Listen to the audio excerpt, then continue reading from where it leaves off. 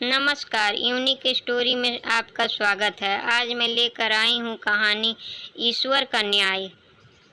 एक रोज रास्ते में एक महात्मा अपने शिष्य के साथ भ्रमण पर निकले। गुरुजी को ज़्यादा इधर-उधर की बातें करना पसंद नहीं था। कम बोलना और शांतिपूर्वक अपना कर्म करना ही गुरु को प्रिय था। परंतु उसका शिष्य बहुत चंचल था। उसे हमेशा इधर-उधर की बातें ही सूझती। उसे दूसरों की बातों में बड़ा ही आनंद आता था। चलते हुए जब वो तालाब से होकर गुजर रहे थे, तो उन्होंने देखा कि एक धीवर नदी में जाल डाले हुए है। शिष्य यह सब देख खड़ा हो गया और धीवर को अहिंसा परमो धर्म का उपदेश देने लगा। लेकिन धीवर कहाँ समझने वाला था।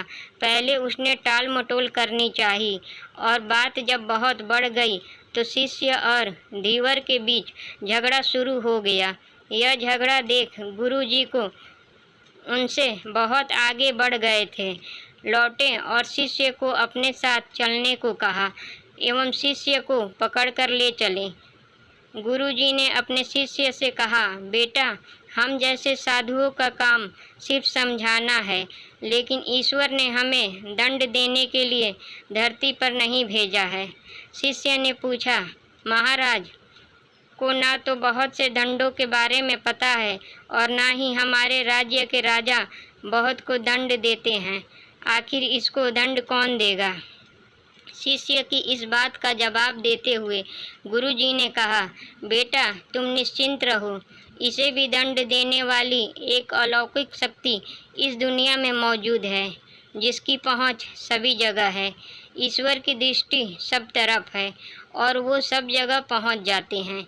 इसलिए तुम अभी चलो। इस झगड़े में पड़ना गलत होगा, इसलिए इस झगड़े से दूर रहो। शिष्य गुरुजी की बात सुनकर संतुष्ट हो गया और उनके साथ चल दिया। इस बात को ठीक 2 वर्ष ही बीते थे कि एक दिन गुरुजी और शिष्य दोनों उसी तालाब से होकर गुजरे।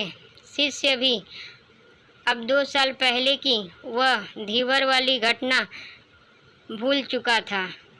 उन्होंने उसी तालाब के पास देखा कि एक चुटियल सांप बहुत कष्ट में था। उसे हजारों चींटियां नोच-नोच कर खा रही थीं।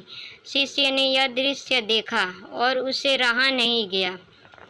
दया से उसका हृदय पिघल गया। वह सर्प को चींटियों से बचाने के लिए जाने वाला ही था कि गुरुजी ने उसके हाथ पकड़ लिए और उसे जाने से मना करते हुए कहा, बेटा, इसे अपने कर्मों का फल भोगने दो। यदि अभी तुमने इसे रोकना चाहा तो इस बेचारे को फिर से दूसरे जन्म में यह दुख भोगने होंगे, क्योंकि कर्म का फल अवश्य ही भोगना पड़ता है। शिष्य ने गुरुजी से पूछा, गुरुजी, इनसे कौन सा कर्म किया है जो इस दुर्दशा में यह फंसा है? गुरु महाराज बोले, यह वही धीवर है जिसे तुम पिछले वर्ष इसी स्थान पर मछली न मारने का उपदेश दे रहे थे और वह तुम्हारे साथ लड़ने के लिए आग बबूला हुआ जा रहा था। वे मछलियां ही चींटी हैं जो इसे नोच-नोच कर खा रही हैं। यह सुनते ही बड़े आश्चर्य से शिष्य ने कहा, गुरुजी, यह तो बड़ा ही विचित्र न्याय है। गुरुजी ने कहा, बेटा, इसी लोक में स्वर्ग नरक के सारे दृश्य मौजूद हैं। हर क्षण तुम्हें ईश्वर के न्याय के नमूने देखने को मिल सकते हैं। चाहे तुम्हारे कर्म शुभ हो या अशुभ, उसका फल तुम्हें भोगना ही पड़ता है। इसलिए ही वेद में भगवान ने उपदेश देते हुए कहा है, अपने किए कर्म को हमेशा याद रखो। यह विचारते रहो कि तुमने क्या किया है, क्योंकि ये सच है कि तुमको वहाँ भोगना पड़ेगा। जीवन का हर क्षण कीमती है, इसलिए इसे बुरे कर्म के साथ व्यर्थ जाने मत दो।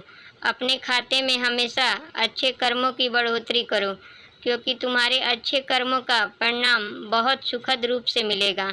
इसका उल्टा भी उतना ही सही है। तुम्हारे बुरे कर्मों का फल भी एक दिन बुरे तरीके से भुगतना पड़ेगा। इसलिए कर्मों पर ध्यान दो, क्योंकि वो ईश्वर हमेशा न्याय ही करता है। शिष्य गुरु की बात स्पष्ट रूप से समझ चुका था। दोस्तों, हम चाहे इस बात पर विश्वास करें या नहीं, लेकिन यह 100% सच है कि ईश्वर हमेशा सही न्याय करते हैं और उनके न्याय करने का सीधा संबंध हमारे अपने कर्मों से है।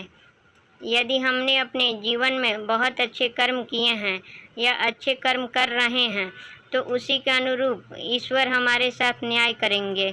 यह जीवन हमेशा इसलिए मिला है ताकि हम कुछ ऐसे कार्य करें जिसको देखकर ईश्वर की आंखों में भी हमारे प्रति प्रेम छलक उठे। दोस्तों, वीडियो अच्छी लगे तो वीडियो को लाइक करें और चैनल को सब्सक्राइब करें और कमेंट बॉक्स में अपनी राय दें।